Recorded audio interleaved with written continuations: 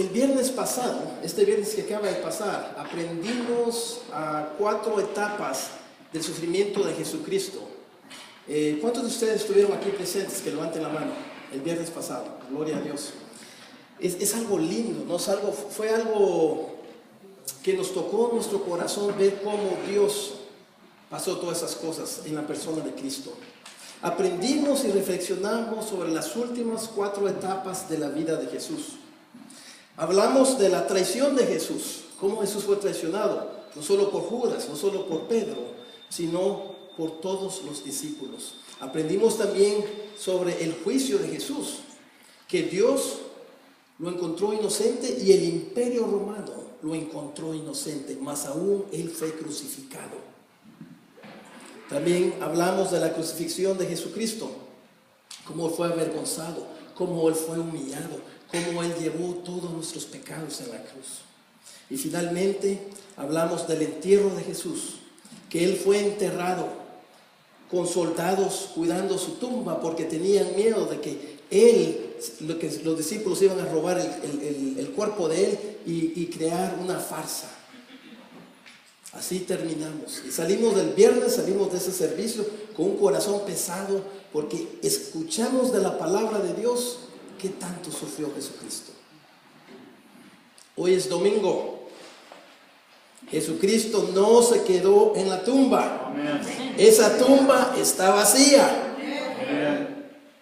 Él resucitó, así como Él lo había dicho. Entonces, hermanos, después de ver todo lo que nosotros, la humanidad y este mundo le hizo a Jesús, es muy fácil pensar que Dios estaría muy enojado con todos nosotros los humanos. Pero Dios no está enojado con nosotros, pues este fue el plan de Dios desde el principio para salvar a los que iban a creer en su Hijo Jesús, dice Juan 3:16. Pablo, meditando sobre el amor de Dios y todos los beneficios que tenemos para nosotros que hemos creído en Jesús, dice lo siguiente. Así que quiero invitar que abran sus Biblias o vamos a leer acá de Romanos 8:31 al 39. Romanos 8:31 al 39. Esto es lo que la palabra de Dios dice. Así que apriétense el cinturón porque vamos a aprender de la palabra de Dios. Yo le pido a Dios que pongan atención, no se distraigan. Hay un enemigo que anda robando todas esas palabritas que salen de mi boca y vienen de la Biblia, más importante, que le quiere agarrar esas palabras y no quieren que llegue a sus oídos ni a su mente. ¿Cómo hace eso el enemigo? A través de poniéndole pensamientos de preocupación, pensamientos de que dejó algo que tenía que hacer, un montón de cosas, de problemas. Deje todo eso al lado y enfóquese en la palabra de Dios. Jesucristo resucitó. Romanos 8:31-39 dice: entonces, ¿qué diremos a esto? Dice Pablo. Si Dios está por nosotros, ¿quién estará contra nosotros? El que no eximió, perdonó, ni a su propio Hijo, sino que lo entregó por todos nosotros, ¿cómo no nos concederá también con Él todas las cosas?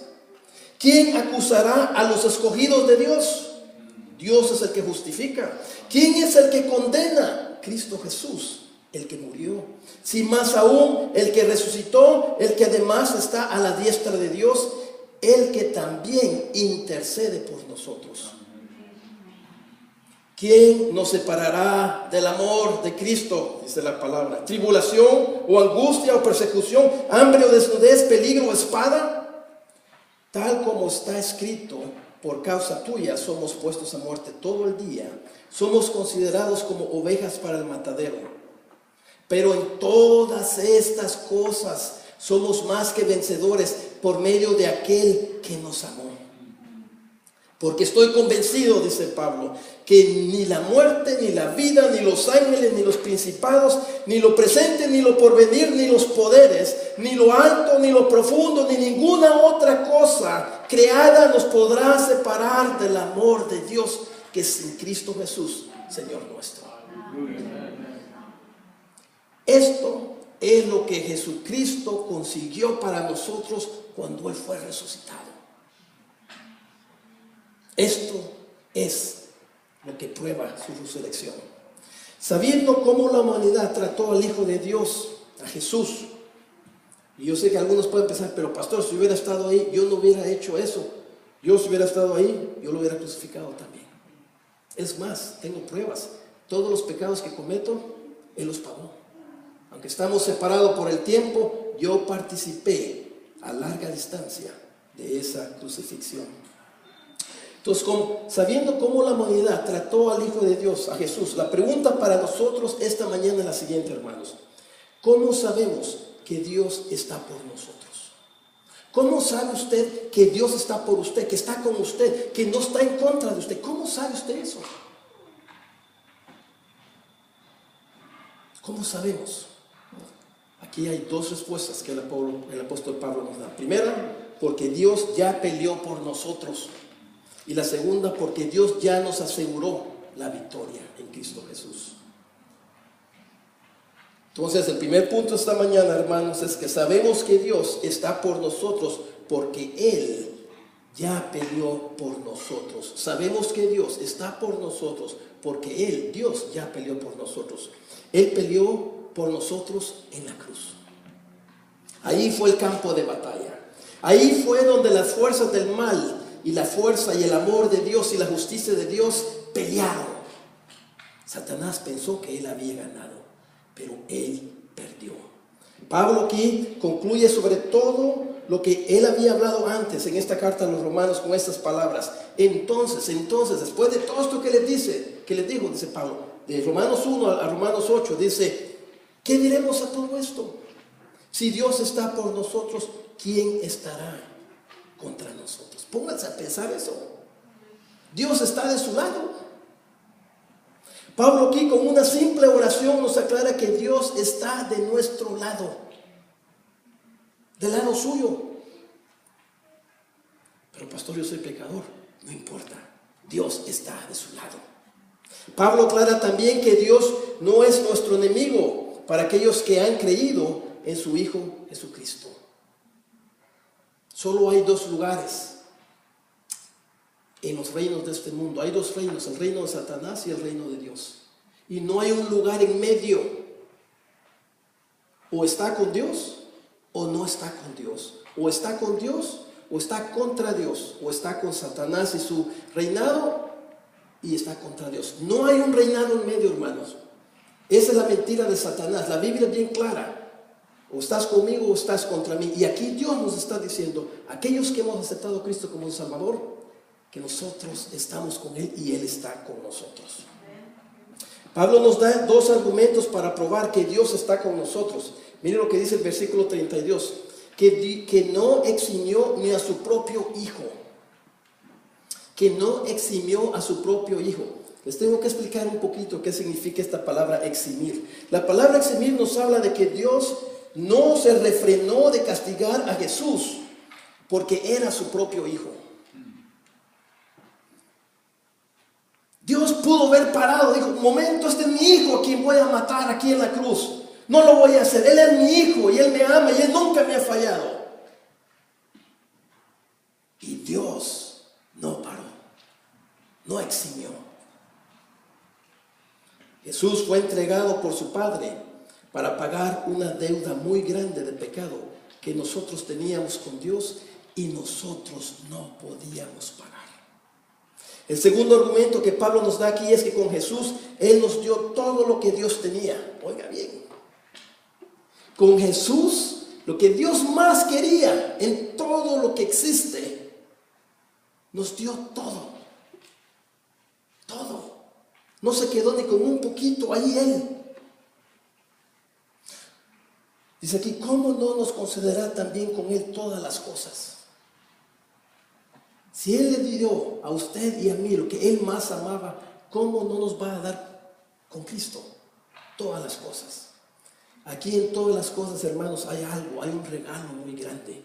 Que si no leemos bien las Escrituras y no leemos de Romanos del 1 al 8, no vamos a entender que ahí en todas esas cosas había algo más grande también. ¿Saben qué era la otra cosa que nos dio? Nos dio, Dios Padre nos dio a su Hijo. No solo nos dio a su Hijo, sino también nos dio al Espíritu Santo. Las dos cosas que Él amaba, nos las dio. Una en la cruz y otra cuando Él resucitó, y cuando ustedes nacen de nuevo, el Espíritu Santo nace en ustedes, se mueve a vivir con ustedes. Las dos personas de la Trinidad que Dios ama, Dios las dio. Qué amor tan grande. Y así fue como Dios ganó la batalla en esa cruz. Dios también peleó por nosotros haciendo justicia. Dice aquí en el versículo 33, ¿quién acusará a los escogidos de Dios? Dios es el que justifica.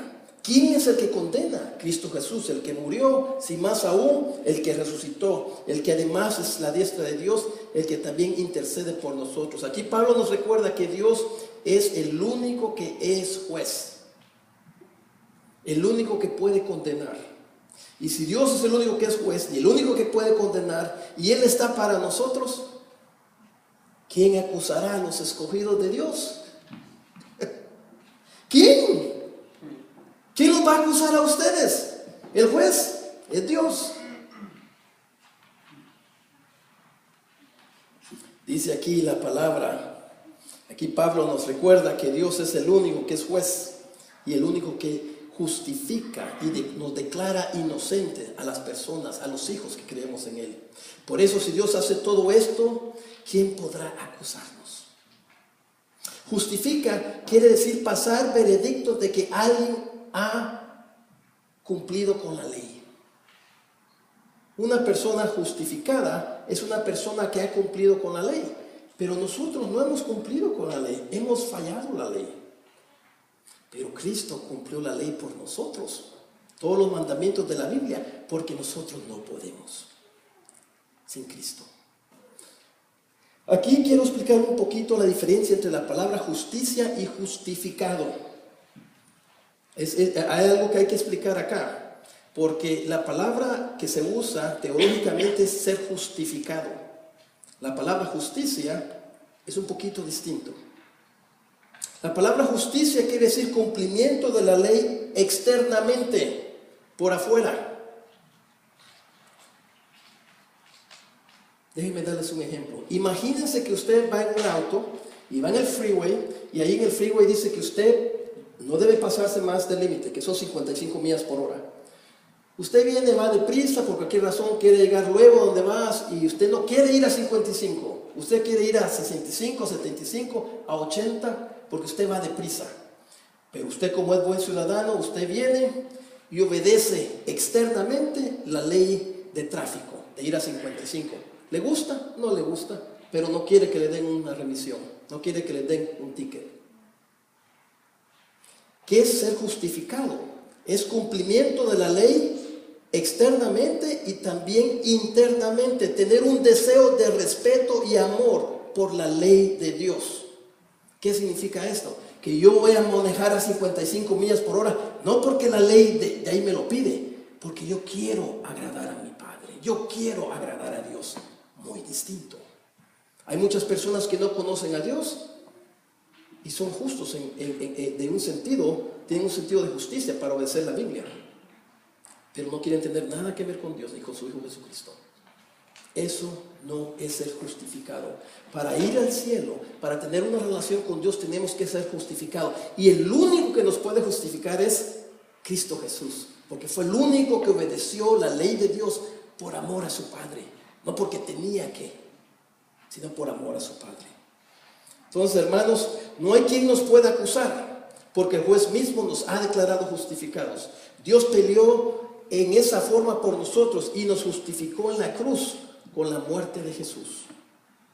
Esa justificación nuestra, eso que ahora usted está justificado.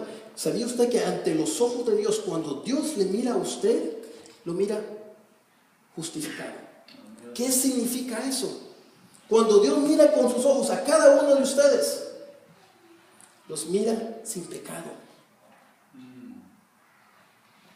Pero, pastor, yo pequé, acabo de pecar, yo pequé ayer, todo eso.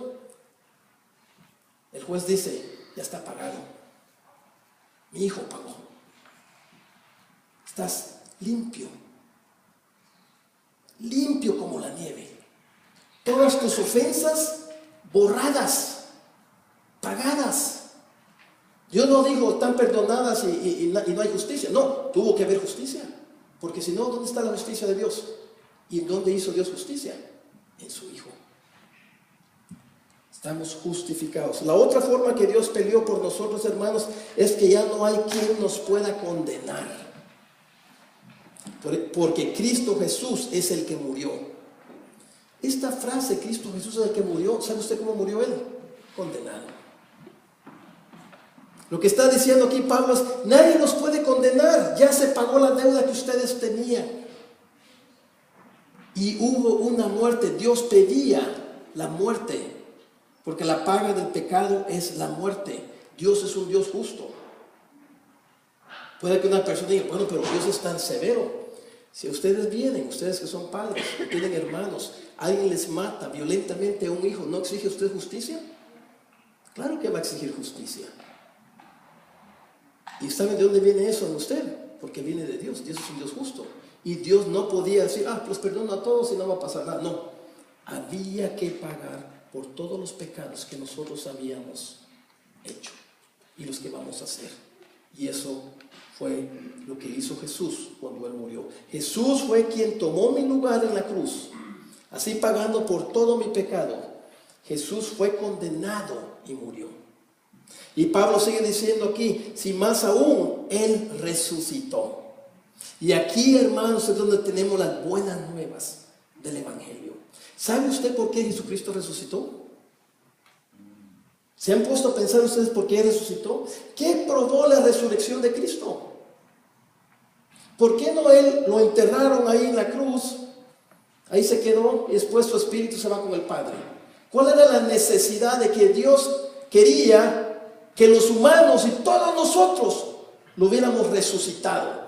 Y se le apareció a los discípulos y comió con los discípulos y amó a los discípulos. ¿Por qué? ¿Se ha puesto a pensar en eso? Porque con la resurrección de Cristo, hermanos, prueba de que la deuda fue pagada completamente y fue aceptada por el que pedía ese pago. ¿Quién era el que pedía el pago? Dios. Y Dios dijo, este es el Cordero, este es mi amado, en quien estoy bien satisfecho. Él ya pagó. Y Jesucristo se levantó al tercer día.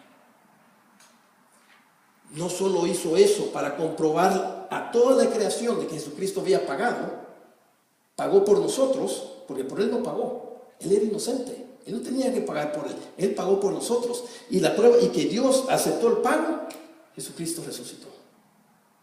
Otra cosa que prueba, hermanos, es que así como Cristo resucitó de los muertos, nosotros también estamos resucitando y vamos a resucitar un día y vivir eternamente con Él.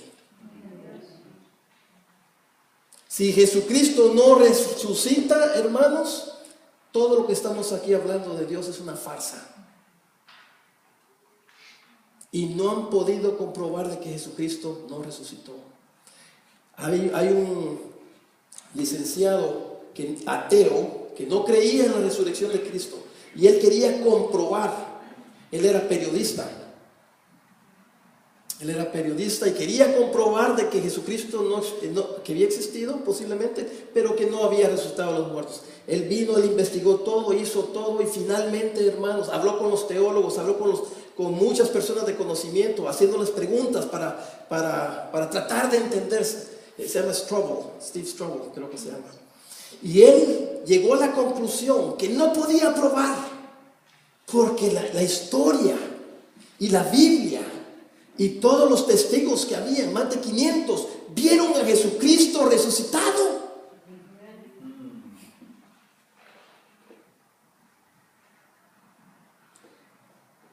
Fue un milagro. ¿Mira usted a Jesucristo resucitado en su vida? ¿O todavía lo mira muerto, colgado ahí en la cruz? Él está vivo. Él está vivo, dice la palabra de Dios. Y aún más el que resucitó. Hemos aprendido, hermanos, que Dios está de nuestro lado porque Él ya peleó por nosotros. Aprendimos que eso lo hizo en la cruz. Ahora aprenderemos que Dios está por nosotros, sabiendo que Dios está por nosotros porque Cristo ya aseguró la victoria. Cristo ya aseguró la victoria. Cristo aseguró la victoria sobre todo el temor de sufrimiento terrenal. Mira lo que dice aquí en el versículo 35. Dice el versículo 35, perdón. ¿Quién nos separará del amor de Cristo? ¿Quién nos separará del amor de Cristo? ¿Tribulación o angustia? ¿O persecución o hambre? ¿O desnudez o peligro? ¿O espada? La meta de todo ataque a través del sufrimiento aquí en la tierra es de separarnos del amor de Cristo Jesús.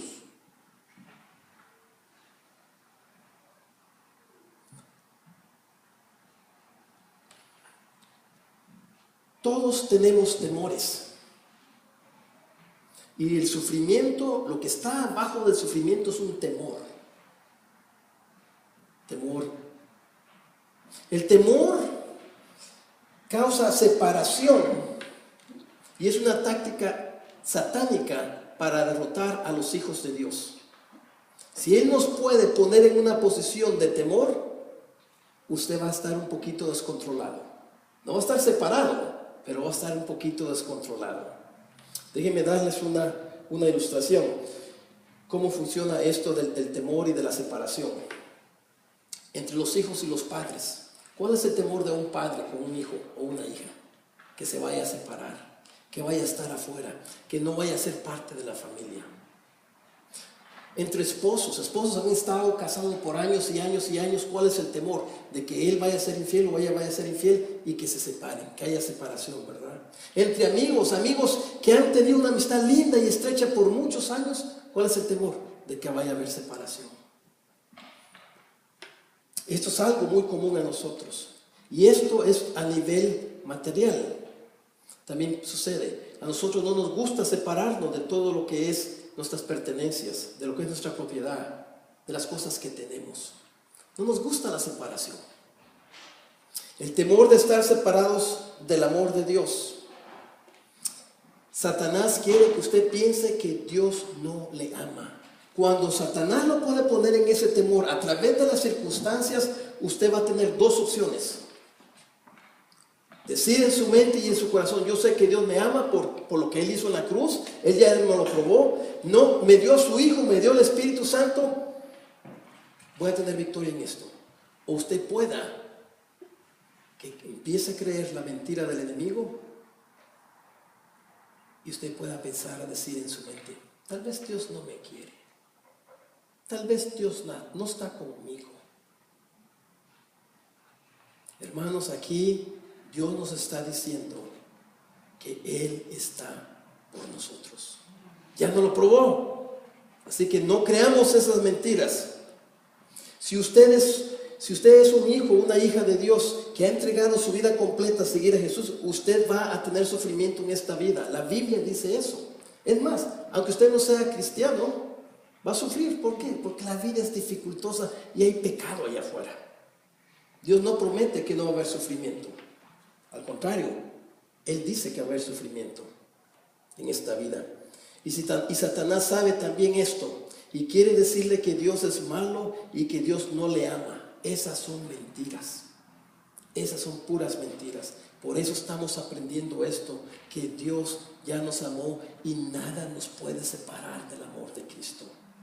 Pablo aquí nos habla de dos tipos de temores que buscan separarnos del amor de Dios. Hay un temor a nivel mental, hermanos.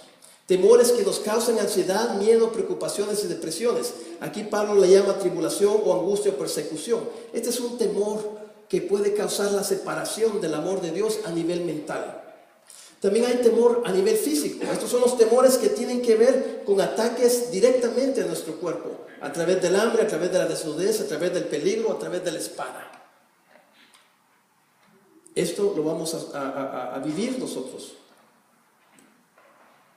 Pablo está diciendo y exhortando aquí que creamos que Dios ya nos aseguró la victoria. Que aunque usted y yo nos encontremos en medio de esas cosas, en medio de esas tribulaciones, de esas persecuciones, de esa desnudez, de ser amenazados hasta con nuestra propia vida, Pablo nos está diciendo aquí que tenemos victoria. Que tenemos victoria. Pero pastor, ¿cómo voy a tener yo victoria si todavía tengo problemas, preocupaciones y temores?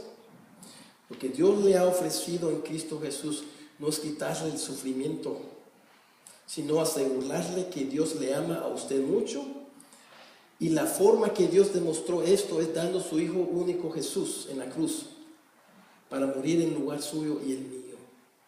Dios le promete que Él va a estar con usted en medio de sus temores. Él va a estar con usted en medio del sufrimiento. Él va a estar con usted en medio de la soledad. Cualquier ataque a nivel mental, a nivel físico, Él va a estar con usted.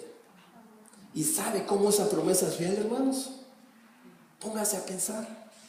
¿Cuándo nos pudo haber fallado Dios? Cuando Cristo estaba en la cruz. No vas a morir, Jesús. Te me bajas de ahí, no vas a morir por estos. No nos falló. Ya lo hizo, ya está hecho. Dios está por nosotros. Y si estuvo ahí en lo más difícil, ¿cómo no va a estar ahora? Que es más fácil. Primera de Juan 4:18 dice: en el amor no hay temor, sino que el perfecto amor echa fuera el temor, porque el temor involucra castigo, y el que teme no es hecho perfecto en el amor. ¿Qué quiere decir esto? Que si usted es amado de Dios, ese temor que tiene va a ser quitado poco a poco. Entre usted crece en su conocimiento del Evangelio, entre usted crece en el conocimiento de lo que Dios hizo en la cruz por usted, ese temor va a ir desapareciendo. ¿Qué piensan ustedes de eso, hermanos? Es tremendo, tremendo. Y por eso Pablo puede decir aquí: en todas estas cosas somos más que vencedores por medio de aquel que nos amó. Usted y yo somos vencedores en Cristo Jesús. No hay nada que nos pueda separar del amor de Cristo.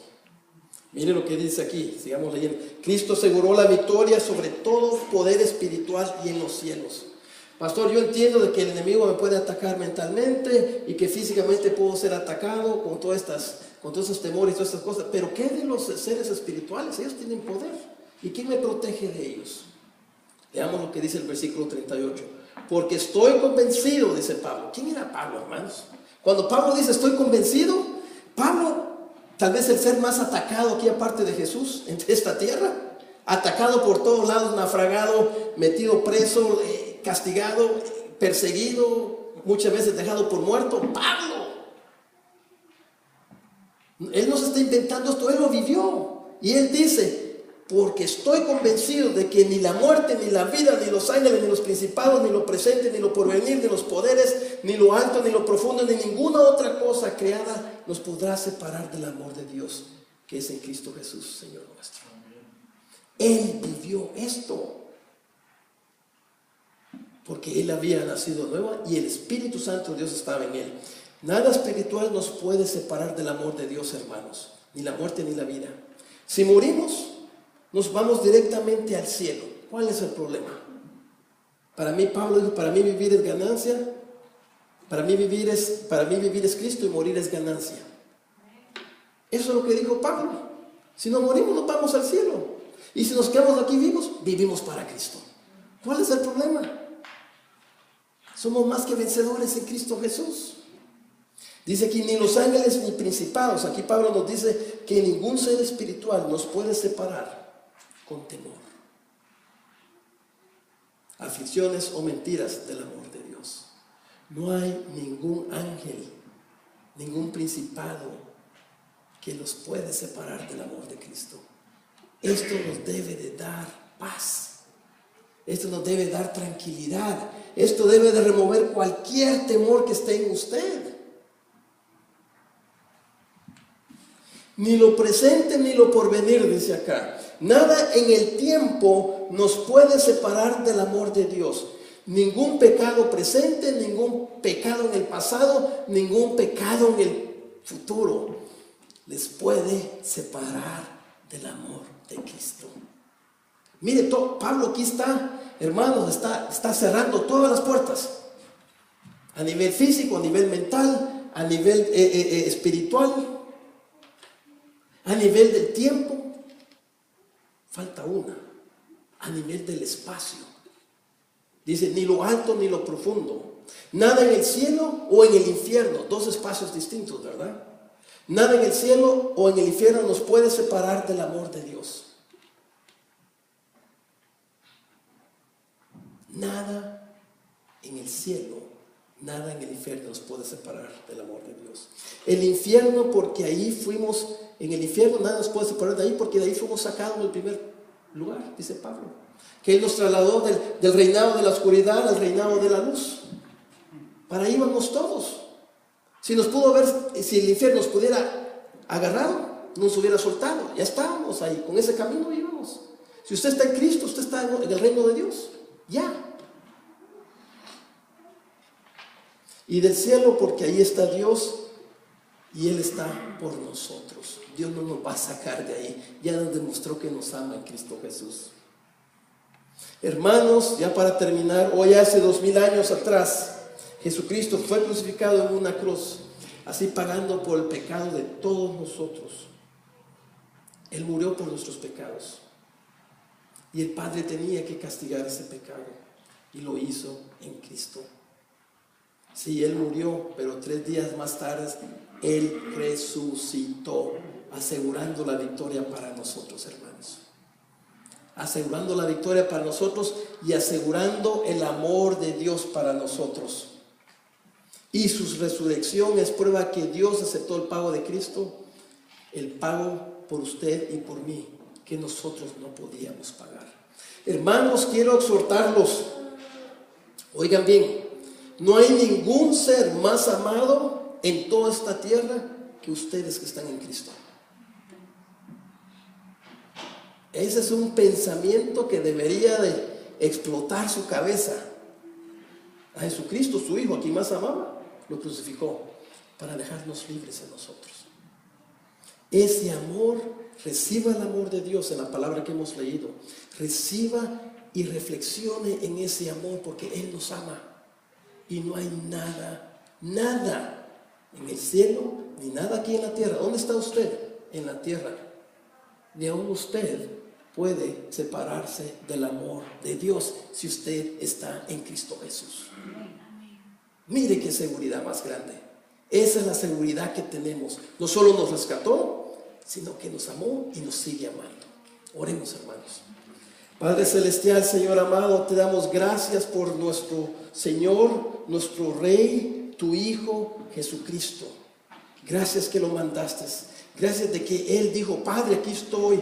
Yo amo a los humanos como tú los amas. Yo me voy a hacer uno de ellos y yo voy a ir y te voy a obedecer perfectamente y voy a pagar por ellos. Pon toda la culpa de ellos en mí y yo voy a morir obedientemente. Pero en el tercer día voy a tomar la vida. Nadie me la quita, dijo Jesús, sino yo la doy por aquellos a quien yo amo. Señor, todo esto lo tenemos porque estamos en Cristo. Sin Cristo no tenemos nada de esto. Es tu regalo para tus hijos. Te damos gracias, Señor, que todas estas verdades han sido probadas y están aseguradas 2000 años atrás con la resurrección de Cristo. Gracias, Señor, que tu amor es eterno. Gracias, Señor, que tú no vas a quitar tu amor de nosotros y que nada nos puede separar, ni aún nosotros, de ti. En el nombre de Jesús te lo pedimos. Amén.